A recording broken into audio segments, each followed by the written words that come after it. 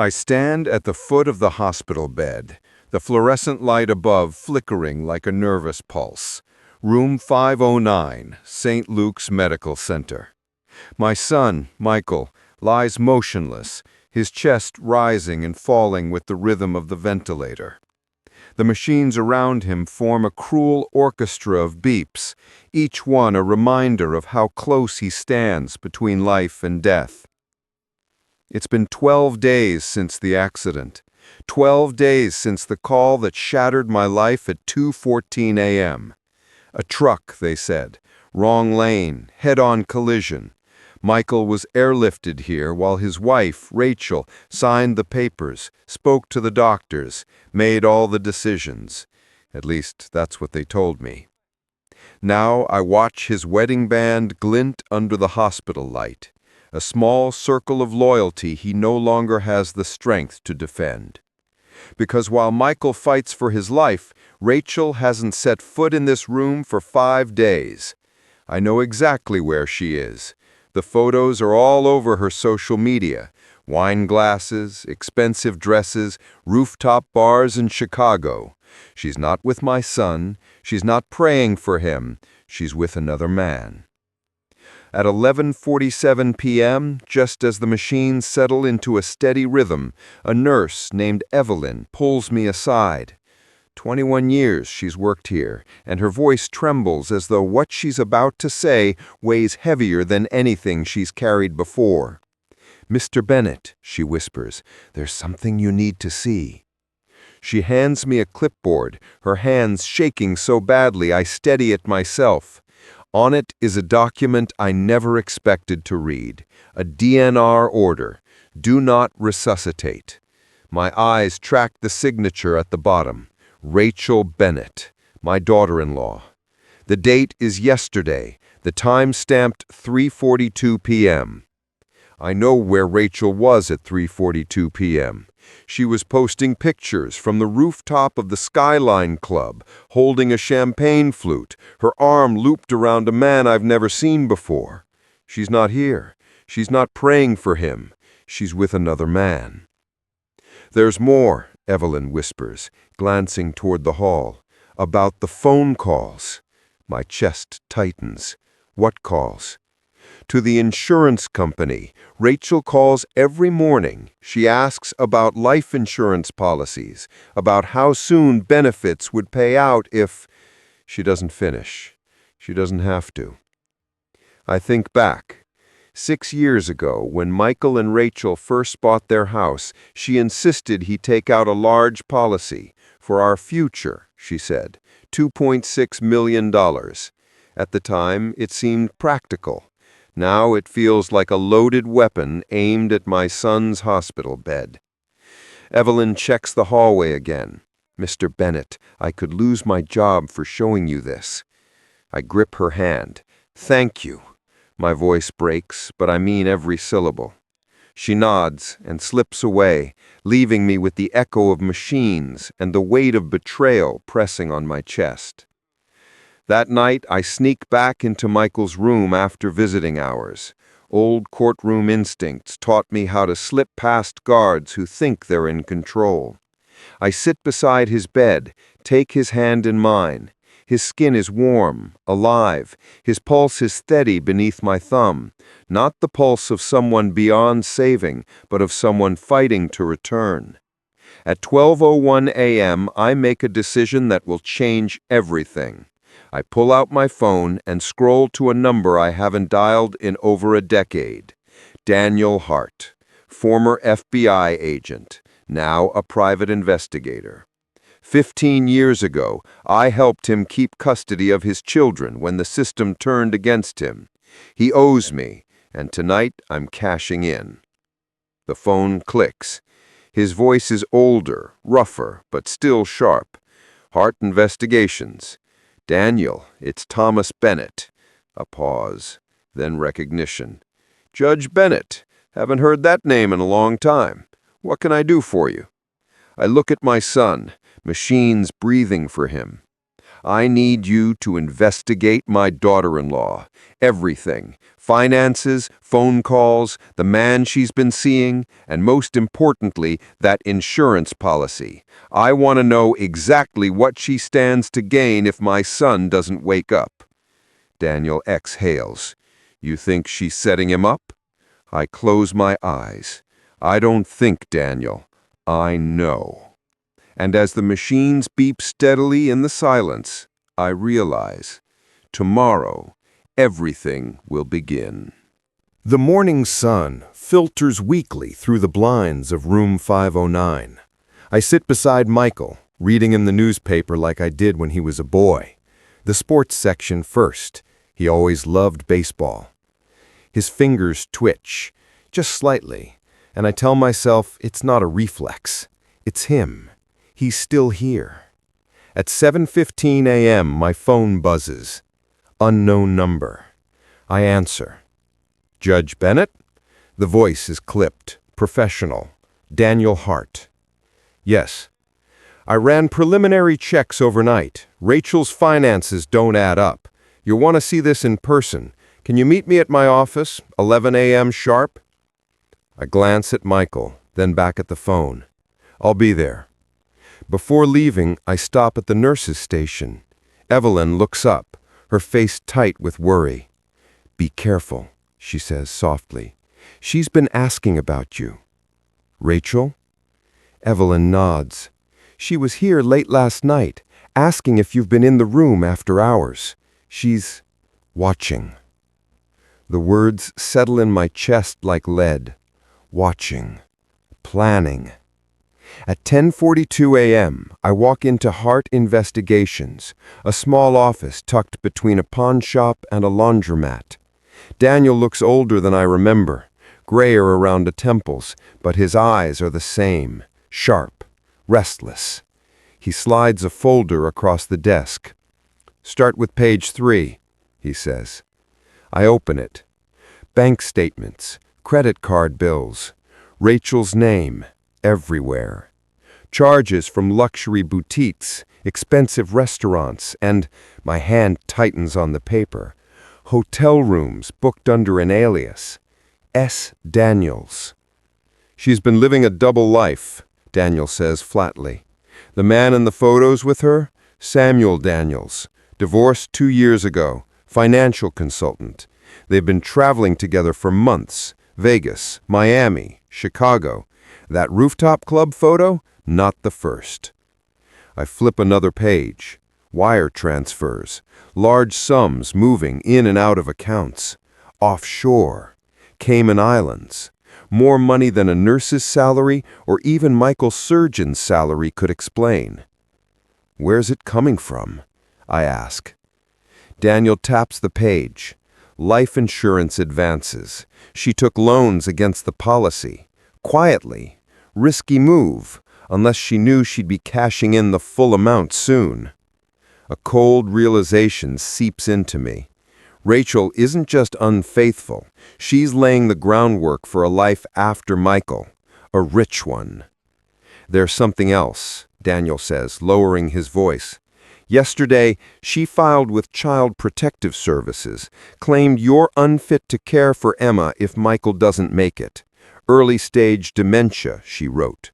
No evidence, of course.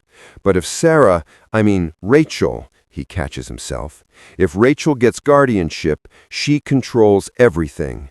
Emma, the insurance money, Michael's estate." I sit back, heart pounding. The audacity, the cruelty. My granddaughter, 6 years old, caught in the middle of Rachel's scheme.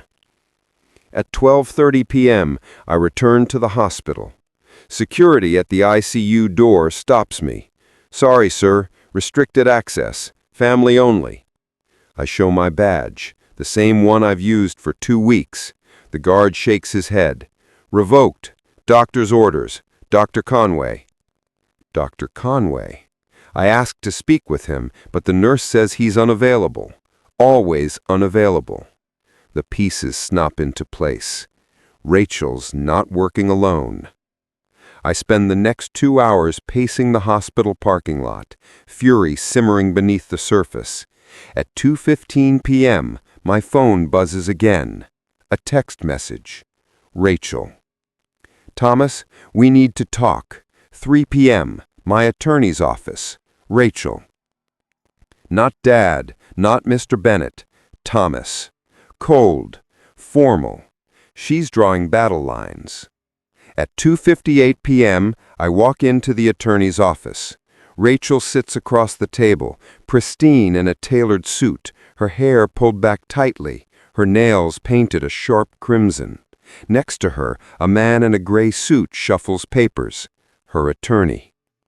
Thomas, she says without warmth, we'll get right to it. Rachel has serious concerns about your involvement in Michael's care. You've been interfering with medical staff, sneaking into the ICU after hours, questioning doctors. It's disruptive. I laugh, low and bitter. Interfering? My son is in a coma, and his wife is forging DNR orders while vacationing with her lover. Forgive me if I have questions. Her eyes flash, but her expression stays controlled. You're grieving, Thomas, not thinking clearly. Michael wouldn't want to suffer like this. The scans show brain death. It's time to let go. I lean forward, my voice steady. Which neurologist told you that? She hesitates. Dr. Conway. Funny, I say, because I spoke with Dr. Conway this morning. He never examined Michael. He's been out of state all weekend.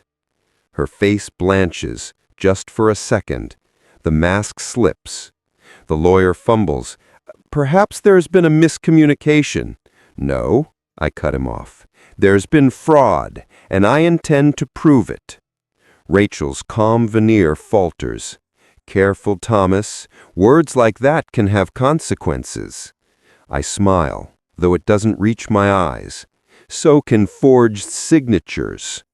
The silence that follows is thick enough to choke on. I've spent decades dismantling liars in courtrooms. Rachel isn't nearly as skilled as she thinks she is. When I leave the office at 3:47 p.m., I know one thing for certain.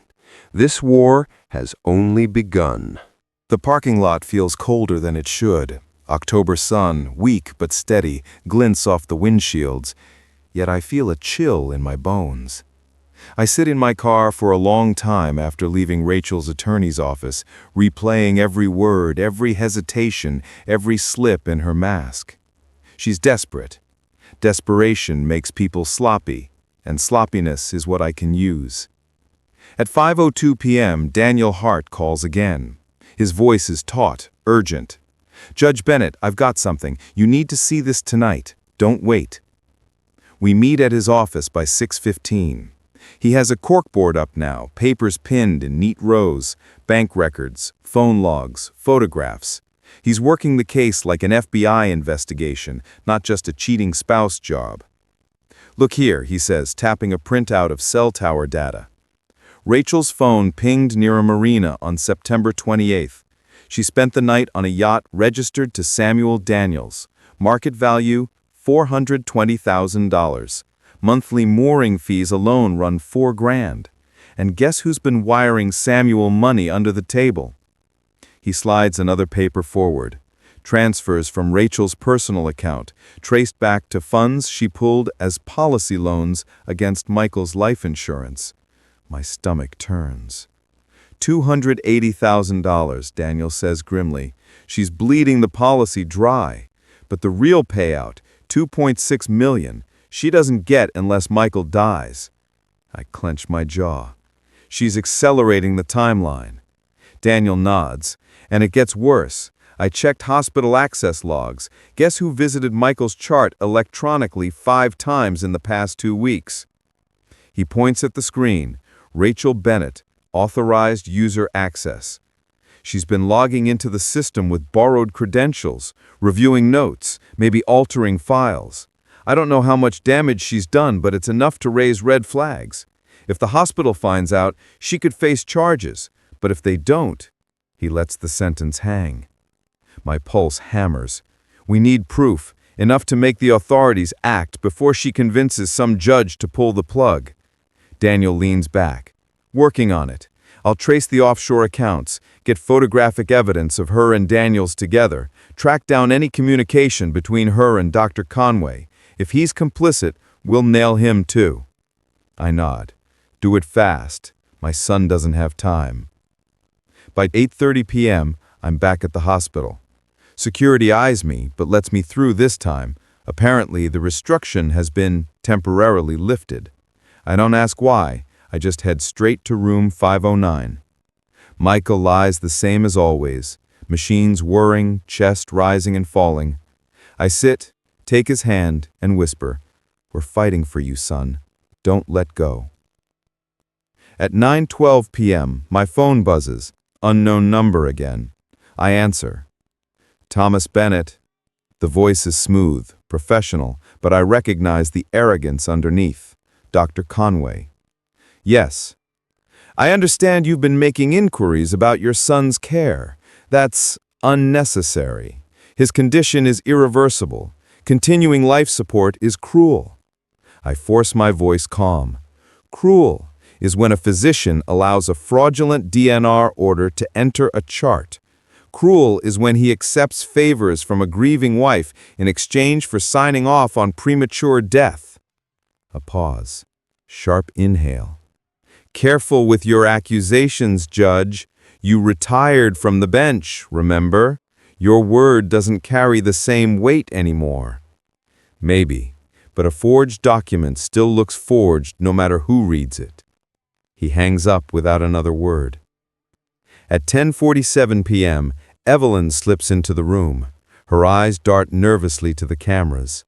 Thomas, I shouldn't be here, but you need to know Rachel scheduled a family meeting tomorrow morning with the ethics committee. She's pushing for withdrawal of care.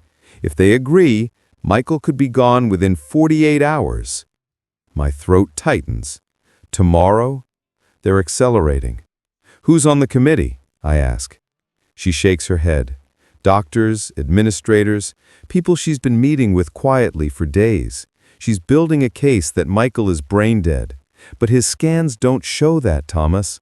I've seen them myself. There's activity. Not much, but enough to matter. I squeeze her arm. Thank you, Evelyn. You've done more for my son than his own wife. She hesitates, then whispers, Rachel told them you're unstable, that you've been wandering the hospital at night, making threats, confusing facts. She wants you out of the picture. The lie slices deep, but I don't flinch. 35 years in court taught me one thing. When liars can't win with facts, they attack the witness. After she leaves, I sit with Michael until midnight. I think about Emma, my granddaughter, asleep somewhere in that house Rachel now controls. Tomorrow, Rachel will try to end Michael's life and strip Emma from mine in the same stroke. At 12:03 a.m., I call Daniel again. He answers groggily, Yeah? Bring everything you've got to the hospital by 9 a.m. Tomorrow, we don't play defense anymore. We take the fight to them. I hang up, grip Michael's hand tighter, and whisper, Hold on, son. Just one more day. Tomorrow, everything changes. The hospital conference room smells faintly of disinfectant and burnt coffee. It's 8:57 a.m., and I'm seated at the long oak table with a stack of papers Daniel delivered only minutes ago. Across from me, Rachel sits poised, dressed in another immaculate suit, her attorney by her side. She doesn't look at me. Her gaze is fixed on the panel of 6 men and women who make up the hospital's ethics committee. At precisely 9 a.m., Dr. Conway enters, adjusting his tie, carrying a folder that looks much thinner than the one I have in front of me. His eyes flicker briefly to mine before he sits. The chairwoman, Dr. Patel, clears her throat. We're here today to discuss the case of Michael Bennett, age 34. He has been in a coma for 12 days following traumatic brain injury. His spouse has requested consideration for withdrawal of care. We'll hear statements and review medical data before making a recommendation. Rachel's attorney rises first. His voice is calm, rehearsed. Ladies and gentlemen, my client has endured unimaginable hardship. She has consulted with physicians who have made it clear Michael's recovery is impossible. Continuing this state only prolongs suffering. My client believes, in her heart, that Michael would not want this. She is requesting the committee approve termination of life support. Rachel dabs her eyes with a tissue she doesn't need. Not a single tear falls. When it's my turn, I stand, my voice steady. For 12 days my son has fought. His brain scans show activity, not flat lines, not absence, activity. The DNR order filed under his chart is fraudulent, signed when Rachel was not in the building, lacking a physician's countersignature, time-stamped while she was dining and drinking with another man in Chicago. I have evidence. Gasps ripple through the room. Dr. Conway stiffens. Rachel's face remains frozen, but her hand clenches the tissue too tightly. I slide copies of Daniel's documents across the table, bank records, hotel receipts, cell tower logs. This is not about Michael's suffering. This is about money. A $2.6 million life insurance policy, loans already taken against it, transfers to offshore accounts, photographs of Rachel with her lover while my son lay in ICU. The silence grows heavy. Dr. Patel narrows her eyes at Rachel. Mrs. Bennett, is this true? Her attorney interjects. Irrelevant. This is a medical decision, not a family squabble. I slam my palm against the table. Irrelevant. Fraud, financial gain, a forged DNR order? If this were a courtroom, your client would already be facing charges. But today, it's my son's life at stake. And if you allow this committee to recommend withdrawal of care, you will be complicit. Dr. Conway clears his throat, but his voice cracks. The scans show no meaningful improvement. Recovery is unlikely. I pounce. Unlikely is not impossible. And Dr. Conway, tell them where you were on October 21st when the DNR order was filed at 3:42 p.m. Because according to flight records, you were in Denver attending a medical conference. You couldn't have signed it. The room freezes. Dr. Patel looks sharply at Conway. Is this accurate? His silence is louder than any confession. Rachel shifts in her chair, her mask slipping. This is ridiculous. Thomas is twisting facts. He's old, confused. He's the one with dementia, not fit to care for Emma. I cut her off. Yesterday, I completed a cognitive evaluation. Perfect score. You lied to Child Protective Services to remove my granddaughter from me. You forged medical documents to end my son's life. You drained his insurance policy to fund your affair. The only confusion here is how you thought you'd get away with it. Her attorney tries to object, but the committee isn't listening anymore. They're staring at Rachel, at Conway, at the evidence spread across the table. Dr. Patel finally speaks. This committee cannot, in good conscience, recommend withdrawal of care. In fact, given the allegations presented, we are obligated to escalate this matter to the hospital's legal counsel and compliance office immediately. The gavel doesn't fall, but the decision is final. Rachel's composure shatters. She slams her chair back, storms out of the room with her attorney scrambling after her.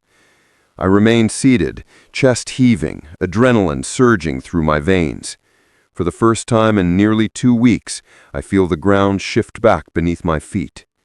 Michael still breathes. Emma still has a chance. But Daniel leans close, his whisper grave. It's not over, Judge. Cornered people don't retreat. They lash out. She's dangerous now. He's right. Rachel has lost control of the hospital. which means she'll look for another way. When I return to room 509 at 11:12 a.m., Evelyn greets me with a worried expression. "Be careful," she murmurs. "Rachel was here earlier, not in the ICU, but in the parking garage, waiting, watching." I grip Michael's hand, steady myself. One battle won, the war still ahead. At 11:47 a.m., my phone buzzes again. A text from Rachel. "This isn't finished. Meet me tonight, alone, 9 p.m., Pier 14. I stare at the screen, heart pounding. The October wind lashes against my coat as I walk toward Pier 14. It's 8:56 p.m., the Hudson black and restless beneath the faint glow of the city skyline. My cane taps against the old wooden planks, every step measured, deliberate. I shouldn't be here. Daniel warned me. Evelyn begged me not to go, but Rachel's message left no choice.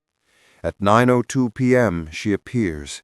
Dark coat, hair pinned back, eyes gleaming in the half-light. For a moment, I see the young woman my son once loved, the smile that charmed him, the softness that fooled us all. Then the illusion breaks. What stands before me now is not a grieving wife, but a predator stripped of disguise. "You've humiliated me," she hisses, her voice slicing through the wind. "Dragged my name through committees, painted me as a monster, but you don't get it, do you? Michael is gone. That shell in the hospital bed, it's not him. He wouldn't want this." I keep my distance. Michael is still alive, and as long as he breathes, I'll fight for him. You tried to erase him for money, for your affair. It's over, Rachel. The committee knows. The police will know soon, too. Her laugh is brittle, edged with madness. "Police, you think they'll listen to you? An old judge clinging to power, to relevance? They'll see a bitter man chasing ghosts. Meanwhile, I'll have Emma back. She's mine, Thomas, my daughter, not yours." My grip tightens on the cane. She's Michael's daughter, and he entrusted her to me. You lost that right the moment you betrayed them both. Her eyes flicker, rage, desperation, fear all tangled. She steps closer, the boards creaking beneath her heels. In her hand, the faint glint of steel.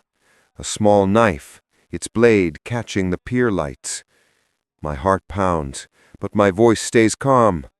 "You think violence will fix this? That you can scare me into silence?" Her hand trembles, not with hesitation, but with adrenaline. "If Michael dies, the insurance is mine. If you disappear, Emma is mine. You don't understand, Thomas. You were never supposed to be part of this." The knife flashes as she lunges. I pivot, faster than my age should allow, the cane intercepting her wrist with a sharp crack. The blade clatters against the boards, sliding toward the water.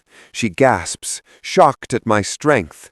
"You forgot one thing," I rasp, holding her arm in a vice grip. "I spent 40 years reading liars, people who thought they could manipulate the system, people like you. And every one of them slipped, just once.